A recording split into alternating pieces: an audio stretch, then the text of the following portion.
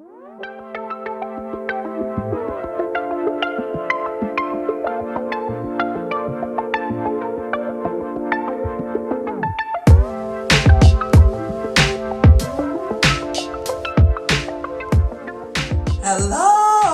Hey, everybody. Welcome to the Hunt for Harmony. Welcome. We are glad to be here to share with you this evening. I'm James Hunt. I am Jacqua. And we are the Hunt for Harmony. Mm-hmm. We're a couple who've been married 27 years, wanted to share, our ideas and experiences in hopes that you will grasp some of them and maybe they will help you with your marriage. Yes, because we want to encourage you to create the marriage that you want. Exactly. So we thank everybody for viewing. Thank you. For the the new viewers, we really appreciate you. Yes, we do. And we're going to take just maybe 5 seconds. I don't even have on a watch, but we're going to take 5 seconds for you to subscribe. Yes, right? Please go ahead and subscribe. And we definitely encourage you to share and like us. All right. Well, last week, first, we're not counselors, we're not ministers, we're not pastors, we're not therapists. Okay. We just want to get that known. We're just people who want to share. Okay. Mm-hmm. We're coaches. Yeah. We're marriage coaches. All right. Okay.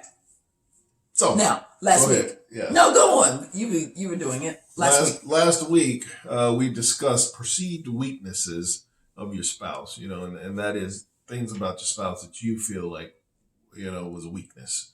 When in actuality, you should view it in a different light. You should view it as if an opportunity for you to respond in the proper way by maximizing your gifts or your strengths, actually. To support. Mm-hmm. Yep. So the flip side of that is strengths. Strengths in your spouse. And I'm just going to dive right in. A lot of times we recognize strengths in our spouses. Sometimes we give kudos. Sometimes we acknowledge. Sometimes we don't. So first, we would suggest that if you do recognize strengths in your spouse, which obviously, everybody has some strengths. Right. And when we say strengths, we're not necessarily talking about things that they're able to do, like a skill, but it could be something in them. And we'll give examples of that in just a little bit. But it could be like a character trait or something about them that they're able to do and that they do well. And maybe you haven't acknowledged it. Well, probably because when you see things like that in people, right, you kind of get a little bit jealous, I guess, for lack of a better term. No, not jealous. Well, maybe not jealous, but because you can't tap into that like they can. And so it's kind of intimidating. Not jealous. I guess intimidating is it's kind of intimidating.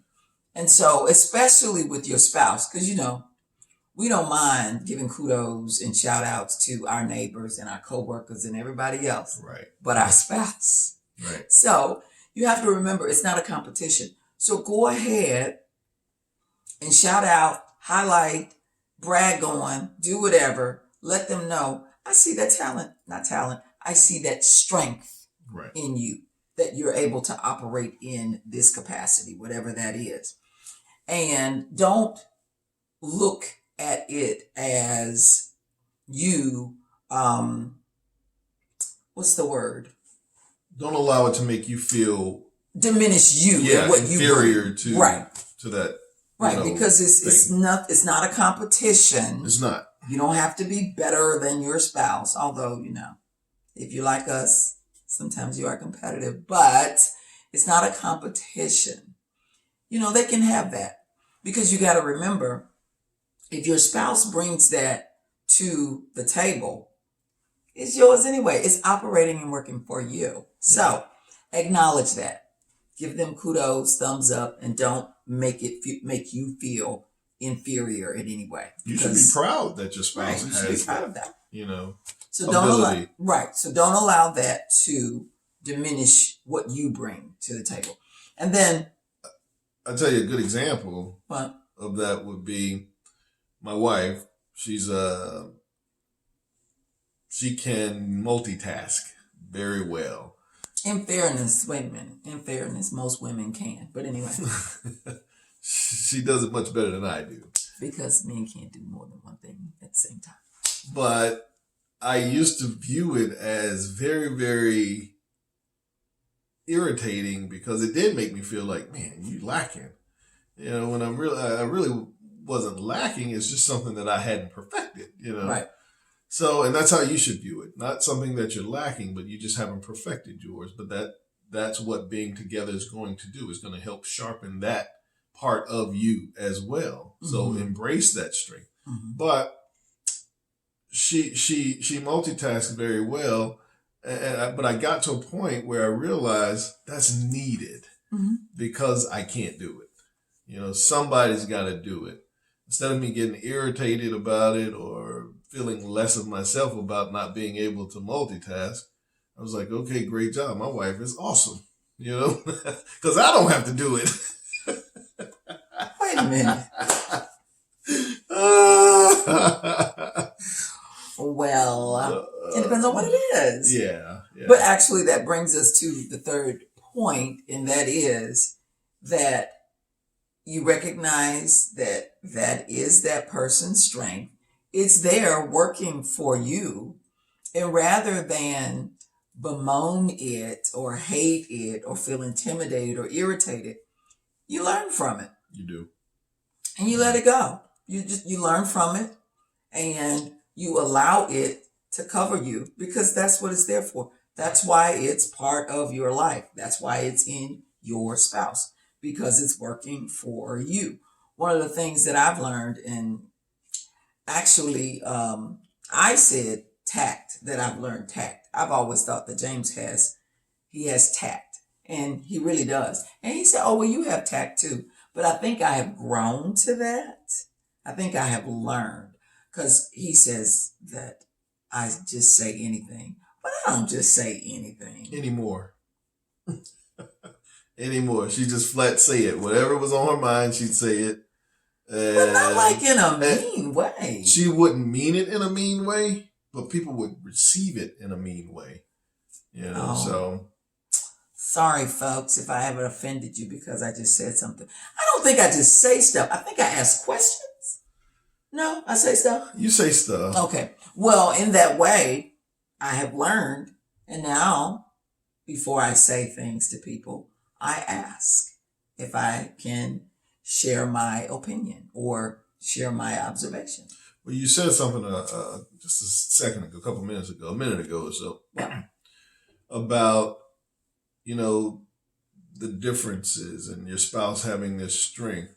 And that's what you have to remember too when you get caught up in your friends saying, we just don't have anything. We two different people. You need to be different. Right. I mean, because if both of you had the same strengths and the same weaknesses, nothing's going to get done properly. Well, things could get done properly. Everything that needs to be done wouldn't be done properly. Right. So keep that in mind. Yeah. So allow your weaknesses and your strengths to work for you, not against you. And when you learn to do that, you really find yourself in a cycle. Because go back and watch last week about weaknesses. Yeah. And when you do, if you realize that your spouse's weaknesses or things that you perceive as a weakness is an opportunity for you to support them and for you to use your strengths. And then when you see their strengths, it's not against you. It's an opportunity for you to learn from that or to allow it to support you. And so you find yourself in a very nice cycle where you are supporting and encouraging and being supported and encouraged. Encourage and supporting and being encouraged and supported. I'm a big team guy, and I'm sports, and sports plays a role in life, period, because there's so many things that are similar that you need, that you acquire, playing team sports for sure. And a good example would be, let's say we're on the same team, football team. Yeah, we're on the same team. And she is much faster than I am. Yes, I am. I'm much faster. Am I upset that she's faster than I am? Yeah, I feel some kind of way because I want to be fast too. But I will continue to work on it. But for the time being, we're on the same team. We have to take advantage of her speed. Right. I throw the ball much better than she does. Right. So does she want to throw the ball? Yeah. But right now, she's not good at it. So what are we going to do? We're going to maximize our strengths. I'm going to use her speed to have her run down the field, and I'm going to throw her touchdowns. That's teamwork. Right. Your marriage is the same way. Right. Use those strengths for one another, for the team. Right. So don't tear the team down from within by competing and pointing fingers and comparing and being negative and blaming. Instead, build your team up by utilizing and maximizing your strengths and stepping up when you can or when you need to. Right. And I feel like somebody's saying, yeah, but I'm always the one stepping up. Well, you're good at that. You keep stepping up. And maybe try to do some things that will allow, because I don't want to say women, although I do see women do this a lot. What's that? But I'll say people, but women, you know who you are if you're doing this. You won't allow your spouse to do something because you've already decided that you do it better. And so I'll do it because you want it done a particular way. And if you want something done a particular way, be prepared to do it with a smile on your face because you want it done a particular way. Once you learn that you just want it done and it doesn't matter who does it, then, maybe somebody else will have an opportunity to step up. I'm just saying. That's a great point. Great point. Yes. So, acknowledge your spouse's strengths. Mm-hmm. Acknowledge that you are on the same team and those strengths are there to cover and support you. And then learn from them. Yep. That's it. And then move into your cycle. Support, encourage, be supported and encouraged. Support, encourage, be supported and encouraged. And that's it. That's all to it. So go do that. And don't forget, go back, look at last week's message. Look at last week's topic and conversation. And then come back and then come back and listen to this one, or just, compare the two. Share it with your spouse. Share it. You can't, this is not an endeavor that you can do alone. Well, some people feel like you can. I used to think you could save a marriage by yourself.